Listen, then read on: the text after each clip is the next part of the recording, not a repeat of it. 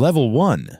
The Fallen Surgeon. Imagine yourself 10 years ago, a rising star in thoracic surgery at the city's top hospital. You lived in a relentless rhythm of scrubbing in and out, pushed by a bloodthirsty healthcare system that forced you to work 36 hours without sleep. Under the operating lights at 3 a.m., your brain suffered a catastrophic failure due to chronic exhaustion. Your hands, usually as accurate as a laser, wavered by only a few millimeters as you inserted a chest tube, piercing the patient's main artery until blood sprayed across your face.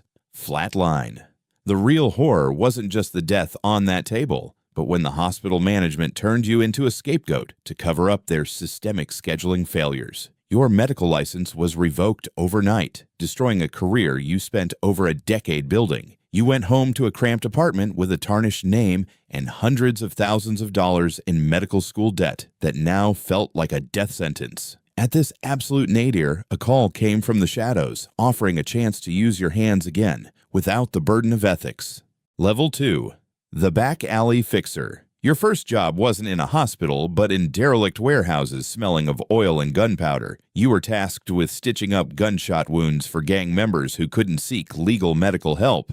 You were paid in cash, an amount far greater than your previous monthly salary, handed to you on the spot with no taxes or questions. Here, you learned one vital thing. In the underworld, they don't care about the certificates on your wall. They only care about hands that don't shake when the bullet is pulled out. The dirty money began to flow, clearing your debts and providing a lifestyle you never imagined. You started sinking deeper into an international criminal network that saw your surgical skills as a rare asset. You began to enjoy the fear and respect these dangerous men gave you. You convinced yourself that this was merely a way to survive, unaware that you had just stepped through the gates of hell. Level 3.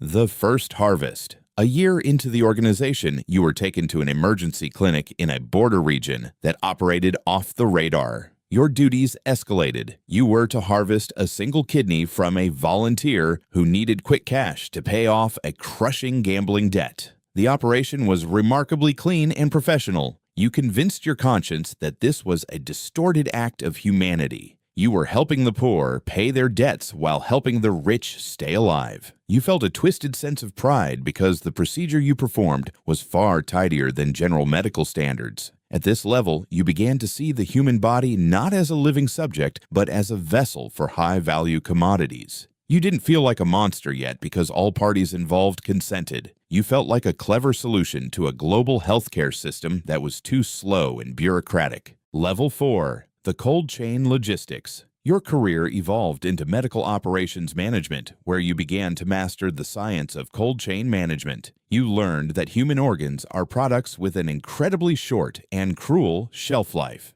A heart has only 4 hours, a liver 12 hours, and a kidney a maximum of 24 hours before becoming useless meat. You spent your days coordinating private jets, dark flight routes, and high-tech cooling boxes. You were no longer just a doctor. You were the logistics architect for the most expensive perishable goods on the planet. Every minute of delay meant a loss of millions of dollars and the life of an important client waiting on the other end. You became obsessed with speed and efficiency, ignoring the fact that every icebox you shipped originated from the body of someone who might never wake up again. Level 5. The Forced Procurement. One night, the donor brought to your table did not look like someone who had come voluntarily. He was a young refugee, his eyes radiating sheer terror as he pleaded with you in a language you didn't understand. You hesitated, but the syndicate boss stood behind you with his hand on his holster. He whispered that the scalpel was already in your hand, and if you didn't finish the job, you would be the one filling the icebox next.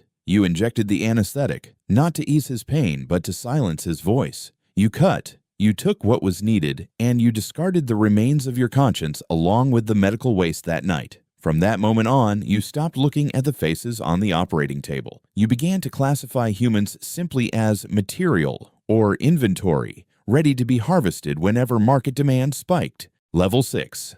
The Red Lab Chief. You now managed the Red Lab, a secret underground facility with equipment far more advanced than your old hospital. You no longer carefully harvested a single organ. You performed a procedure called a full harvest. From a single human body, you reaped everything: corneas, heart valves, the liver, both kidneys, skin tissue, and bone marrow. You stripped humans down as if they were used cars being salvaged for parts for maximum profit. You became an expert in the efficiency of death, capable of emptying a human body in mere minutes without a flaw. Your lab became a biological factory that never slept, processing raw materials sent from all corners of the globe. You felt proud of your technical precision, ignoring the stacks of nameless body bags that exited the back door of your facility every night. Level 7. The VIP Surgeon. Your criminal career reached its peak when you began serving the global elite exclusively. You flew on private jets to exotic locations to perform transplants for billionaires, politicians, and business moguls who couldn't afford to wait on legal lists. They paid millions of dollars for you to give them a second life, using fresh organs you had just harvested. At this level, you felt like a god who could buy time for the powerful. You held absolute power over who should be sacrificed to extend the lives of the influential. You lived in extraordinary luxury, yet every dollar you spent smelled of iron and formaldehyde, the proceeds of a human life trade that you had normalized for social status. Level 8.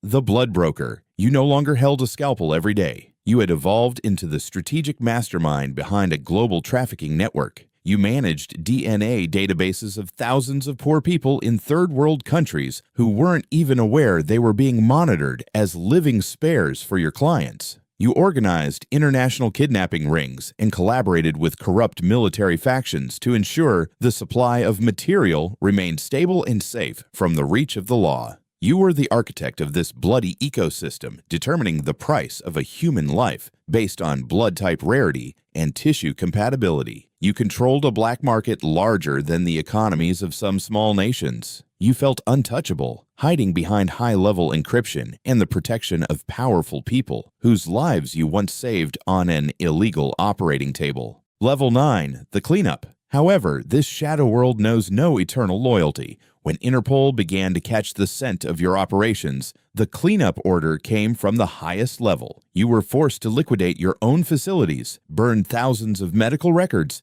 and dispose of the remaining living material so as not to leave any digital or physical trace. You watched as your colleagues and loyal assistants were executed one by one before your eyes to ensure no witnesses could speak. Fear began to gnaw at you as you realized that the secrets you kept were your own death warrant. You spent nights with a weapon under your pillow, knowing the organization would never let someone with your knowledge roam free. You tried to plan an escape, but every exit was already guarded by the very people you once considered your protectors. Level 10. The Biological Asset. Your escape failed not because of the police, but because you were intercepted by a mercenary paramilitary unit from an authoritarian state in need of your expertise. They didn't take you to court. They took you to a heavily guarded underground military bunker. Their general stared at you coldly and declared that your skill in manipulating body tissues was too valuable to be imprisoned. You were now property of the state.